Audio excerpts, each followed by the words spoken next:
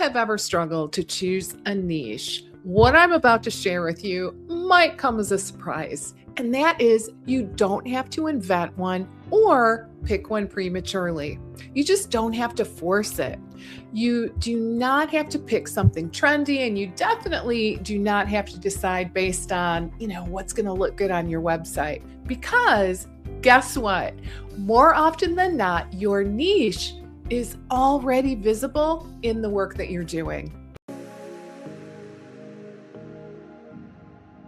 It tends to show up in the clients you attract, the results you create, and in the problems you are solving most consistently. When you learn how to observe those patterns instead of guessing, niche clarity becomes a lot simpler and honestly a lot more grounded. So today, I want to show you how to use real client patterns to define your niche in a way that really feels aligned and confident, sustainable, versus stressful or forced. Hi there and welcome. I'm Lesli Bitel, and I'm an RD, MBA business strategist and mentor for integrative and functional medicine practitioners as well as coaches. And in the work that I do, I help practitioners build clarity in their positioning so marketing feels natural instead of awkward, and also strategic instead of exhausting.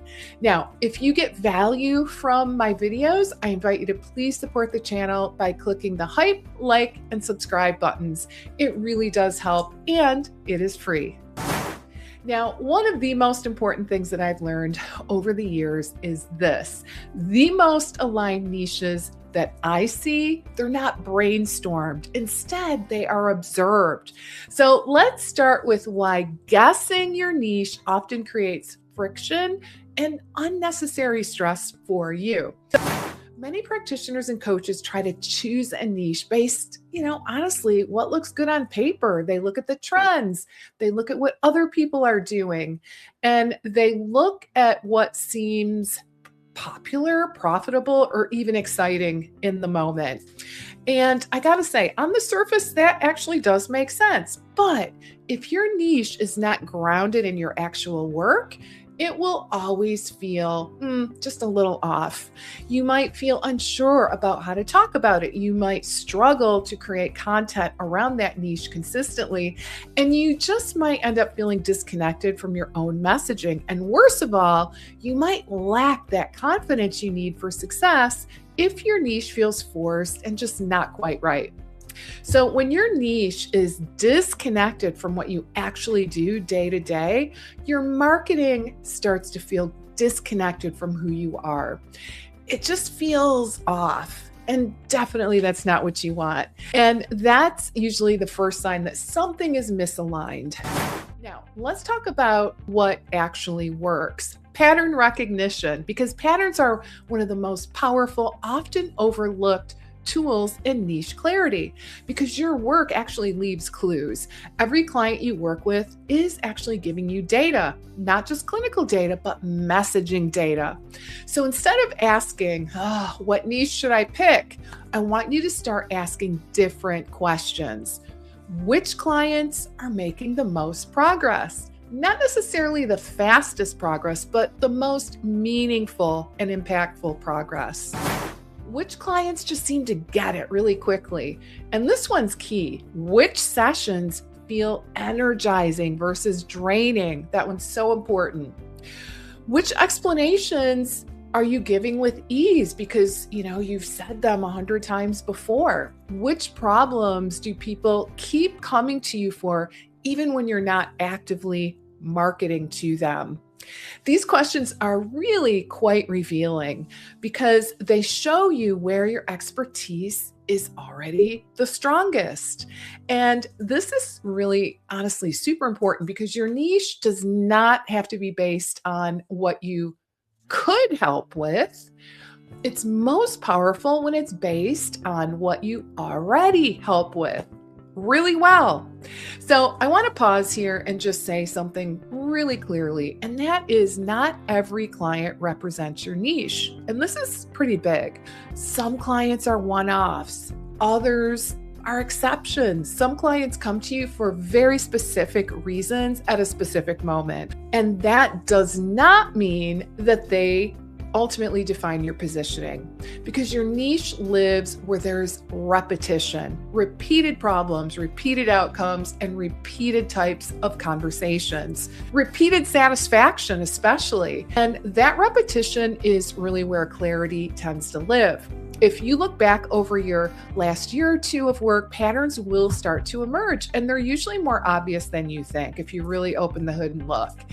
You might notice that a certain type of client tends to stay longer, or a certain category or concern leads to better outcomes in your practice, or that certain sessions leave you feeling grounded and confident while others leave you feeling depleted. And I gotta say, those signals really matter. They're not random. They're pointing you towards your niche. And one of the mistakes that I see practitioners make is treating all clients equally when it comes to making these important niche decisions. But equal does not mean representative. Again, remember, your niche is not about who you can help potentially. It really is where your work consistently shines. And once you start to see the pattern, something really pretty interesting starts to happen. And that is your messaging starts to get easier, because you're no longer trying to sound like you help everyone. You're describing what you actually do and do well. And you can start saying things like, I primarily support people who blank. I'm best known for helping clients who blank. A lot of my work focuses on such and such. And that language helps you to feel more grounded, not because it's clever, but because it's true. And this is where positioning stops feeling forced or sometimes even unnatural. Now, another really important thing to understand is that your niche does not have to appear overnight. So in other words, you do not have to declare it publicly the moment that you start to notice a pattern. Your niche can actually emerge gradually. You can kind of sit back and observe. You can refine and clarify. In fact, I would say that's often the healthiest way to approach it. I've worked with many practitioners over the years who thought they needed to decide everything all at once, right out of the gate. However, clarity usually unfolds in layers. You start to notice a pattern, you test language around it, you see how people respond, and you refine again.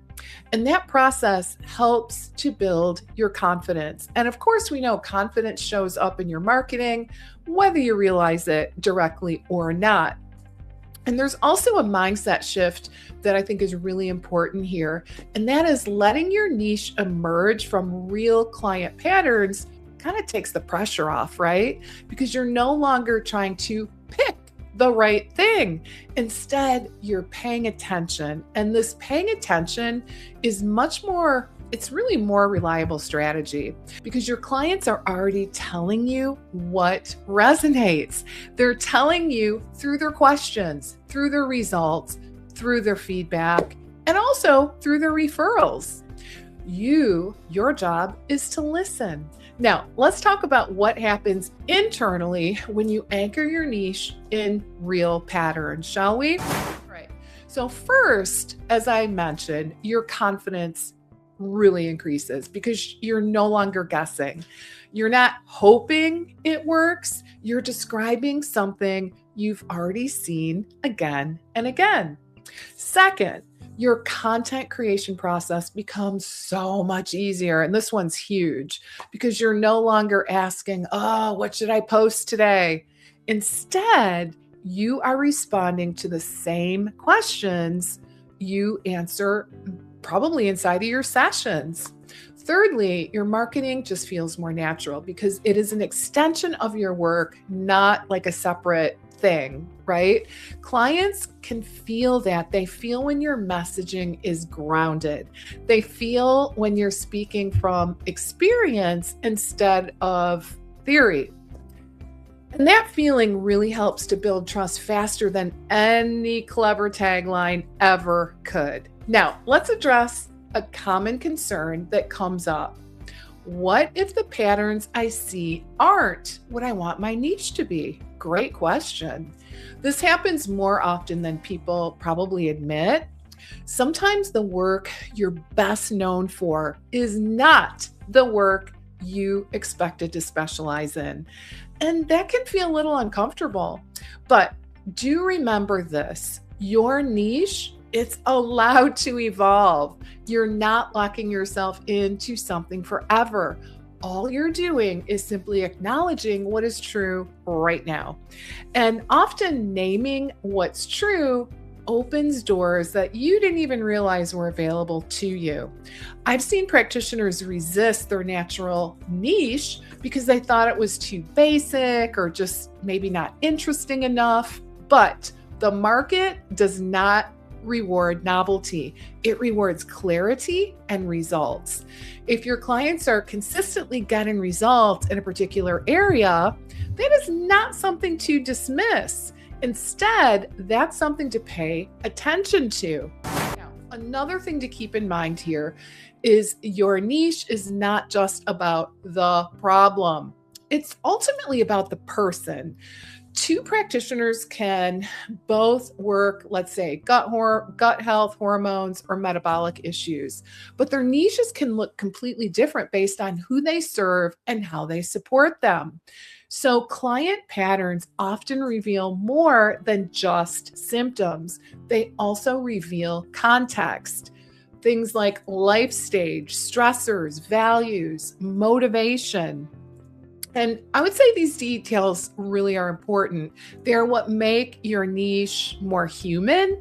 And we know that human beings respond to being understood. Now, let's talk about what happens when you start using client patterns more intentionally.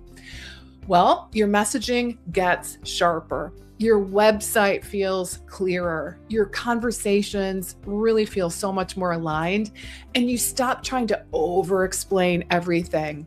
You start having better conversations with more of the right people.